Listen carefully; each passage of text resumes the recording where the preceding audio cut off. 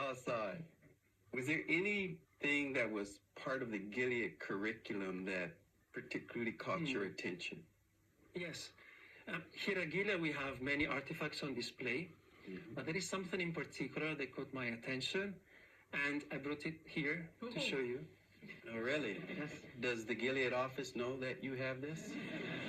I will bring it back soon. All right. What do we have? It's a coin. Okay. Tell us about it. Yeah. This coin is an authentic coin minted by Emperor Nero in 66 Common Era. He wanted to celebrate a period of peace. In fact, if you look carefully, on one side you can see one door. Okay, now I can see that, but can you all see this? Oh, okay. Oh, wait a minute. There it is. There it is. So this door is the door of an ancient temple in Rome, and this door was kept closed during the period of peace. And in fact, Nero wanted to boast that he was capable to bring peace into the empire. But there was 66 Common Era, and the prophecy of Jesus about the destruction of Jerusalem had to be fulfilled. There it is. In fact, few months after minting this coin, Nero was forced to send a military army down to Judea to settle the Jewish revolt with Cestius Gallus. And these facts we know that led to the destruction of Jerusalem and the temple in 70 Common Era.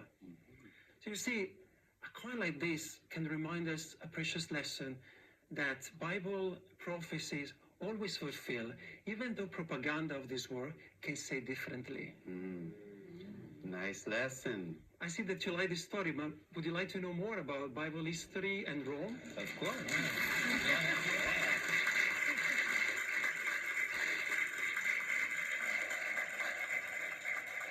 I have a short video to watch together. Let's see it. Visiting some of the archaeological sites of Italy can help us to imagine what life was like for the early Christians. Would you like to come with me for a quick tour? Let's begin here. Located about 10 kilometers or 6 miles west of Naples was the ancient port city of Puteoli. Today, it is known as Pozzuoli. In about 59 CE, the Apostle Paul arrived here by boat as a prisoner. From here, Paul would now begin the long journey to Rome, where he would eventually stand before Caesar himself. One of the most famous Roman highways is called the Appian Way. It averages 6 meters or 20 feet in width and was paved with large lava blocks. It was on this very road that Paul traveled to the city of Rome. Along the way, Paul eventually came to a busy trading center known as the Marketplace of Appius. And a little further north was a rest area, like an inn, known as the Three Taverns. Having heard about Paul coming, Christians from Rome organized a group of brothers to meet the apostle at both of these stops. Acts 28:15 tells us that, upon seeing them, Paul thanked God and took courage.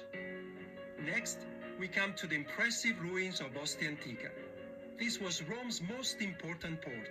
It is about 25 kilometers or 16 miles southwest of Rome. We get a glimpse of Roman life back then with its multi-story apartment buildings known as insulae, along with temples, theaters, thermal baths, and shops. Walking through the old streets, it's easy to imagine our brothers witnessing to the people. Perhaps they stopped to eat at a food shop similar to this one, called Thermopolium, where you could buy bread, wine, roasted meat, cheese, and have some refreshment. Next, we arrive in Rome, where perhaps the most well-known monument stands. Yes, you guessed it, the Colosseum. The mammoth structure was built in the 1st century CE, with a seating capacity estimated to be from 40,000 to 87,000 persons. This was Rome's entertainment center. There were mainly 2 types of games or exhibitions: combat between 2 gladiators and the hunting of wild animals. Criminals were also put to death here. Interestingly, entry to the Colosseum was free. This was part of the policy of the emperors, who offered free entertainment in order to keep the people under control. In reality, these spectacles were like a drug that corrupted people's consciences. True Christians back then courageously refused to take any part as spectators. By the way, do you know where the Romans got the funds to build this huge stadium? It came from the conquest of Jerusalem in 70 CE.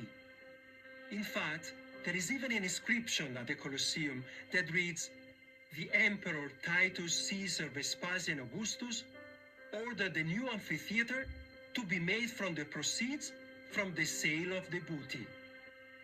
To remember this important event, Emperor Domitian had a triumphal arch built in honor of his brother Titus, who conquered Jerusalem and later became emperor. If you look carefully, you can see a bas-relief with the scene of Roman soldiers carrying the spoils from Jerusalem, with a lampstand taken from Jehovah's temple.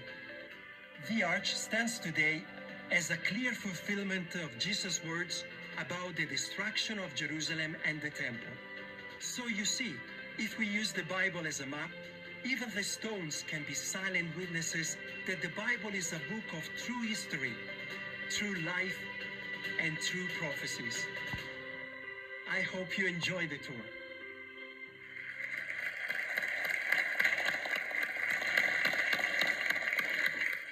Thank you for taking us on that wonderful tour, Marco. After seeing that video, we all want to go to Italy ourselves, don't we? To see those sights in person.